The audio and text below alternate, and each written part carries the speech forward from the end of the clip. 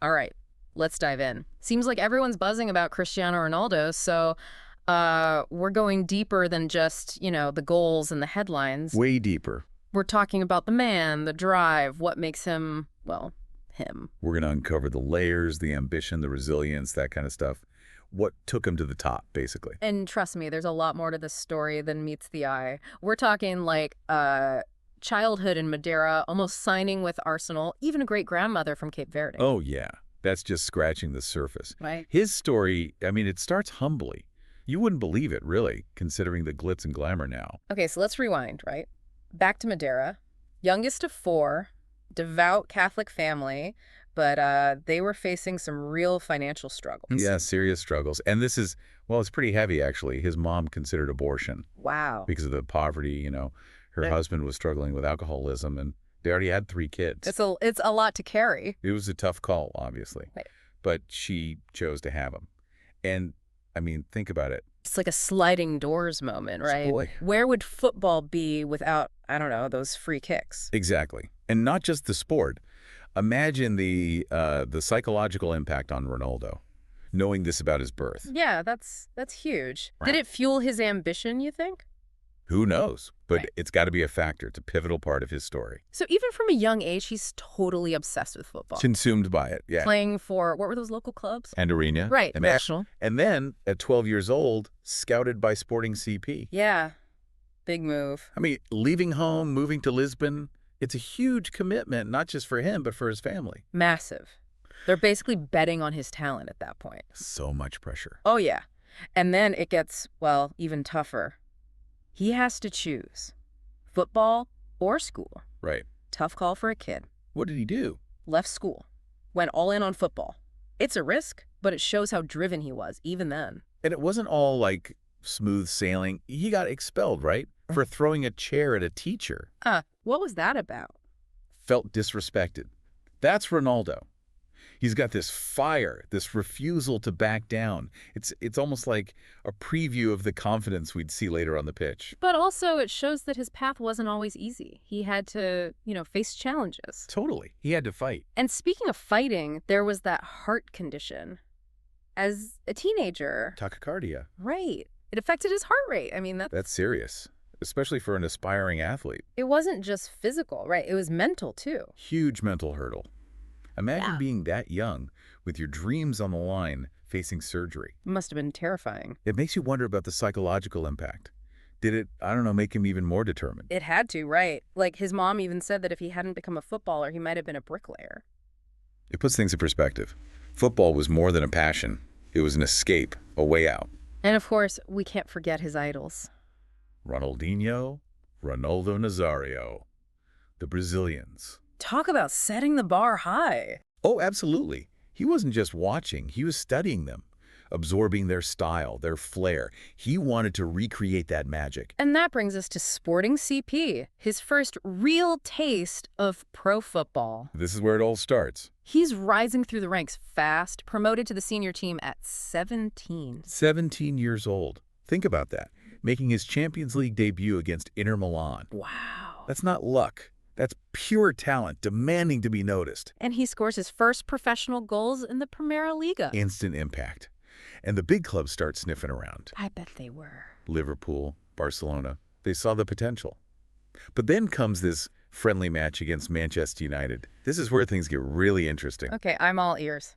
So Sporting beats them. Yeah. And Ronaldo, he puts on a show. The Manchester United players, they're stunned.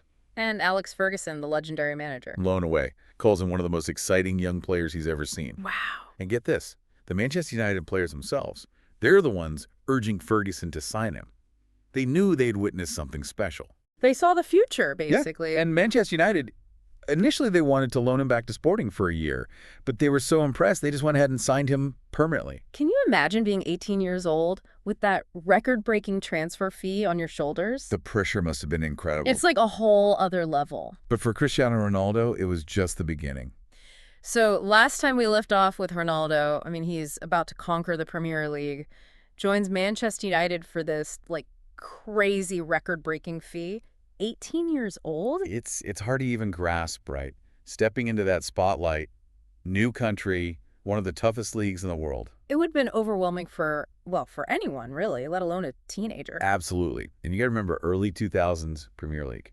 It's known for being physical, fast-paced. Brutal. Totally different from the Portuguese league. Oh, yeah. And then on top of that, he's given the number 7 shirt. Worn by, like, legends. George Best, David Beckham. That's a Ah. legacy to live up to. And some people, they questioned that decision, giving it to such a young player. It was bold, that's for sure. Genius. Or risky gamble. Ferguson, I think he saw something special in Ronaldo. Beyond the flashy moves, the step-overs, he saw the potential, the raw talent. It was an investment. And Ronaldo, he delivers right off the bat. Scores on his debut. Penalty against Portsmouth. A sign of things to come. It was.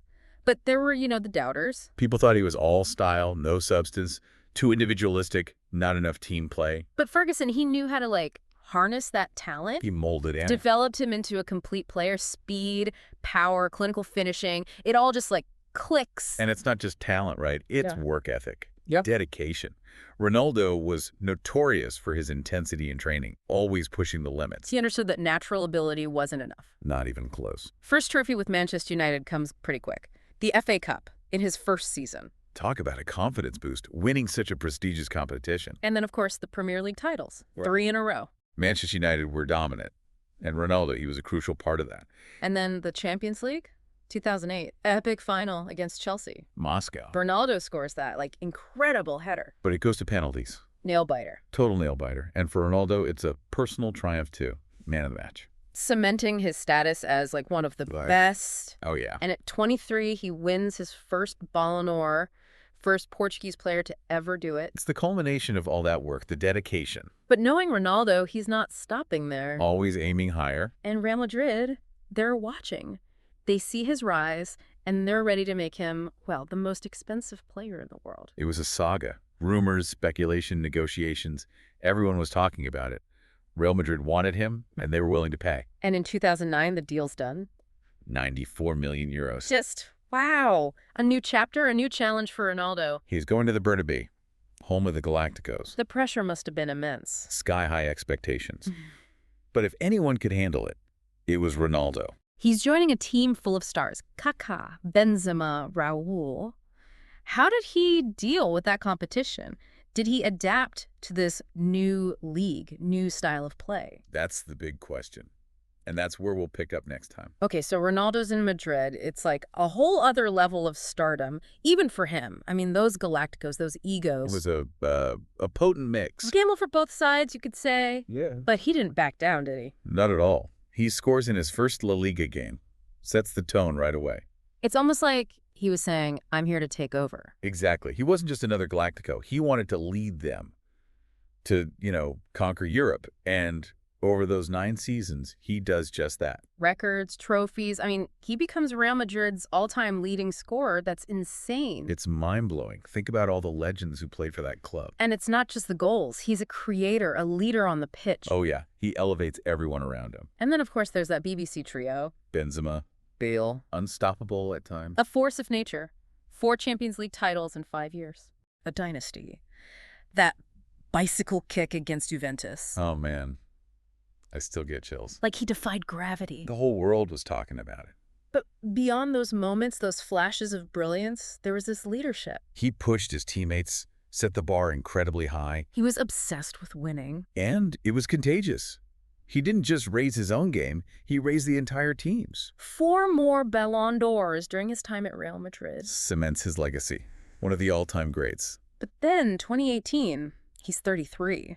And he makes this kind of surprising move to Juventus. A lot of people didn't get it. Like, why leave Real Madrid? Why go to Serie A? It seemed like a step down. But I think it shows something about him. Absolutely. He still had that hunger. He wanted to prove himself in a new league, new challenges. 2 Serie A titles with Juventus, still scoring goals like crazy. But the Champions League, it just, it eluded him there. Yeah. Even for Ronaldo, it shows that there were still, obstacles. But he never stopped fighting. And then, 2021, the return to Manchester United. What a story. It felt like, I don't know, destiny, a homecoming. His fans were ecstatic. He had some great moments, some big goals. He did.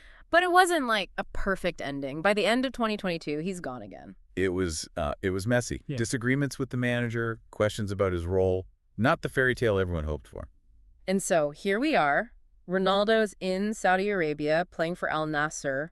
New chapter, new league. It sparked a lot of debate, that's for sure. Some say it's a decline, a step down. Others see it as an opportunity to, grow the game in a new region. It's all perspective, I guess. But when you look back, it's incredible. Madeira to Lisbon, Manchester, Madrid, Turin, and now Saudi Arabia. He defied expectations every step of the way. Overcame obstacles. And left his mark. There's no denying that. For me, it's the ambition. It's what sets him apart. That drive to be the best, to keep pushing the limits. He's never satisfied.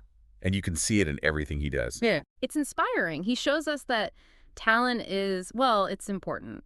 But it's the work, the dedication, the refusal to settle that really matters. That's what separates the good from the great. What's next for Ronaldo? Who knows? Yeah.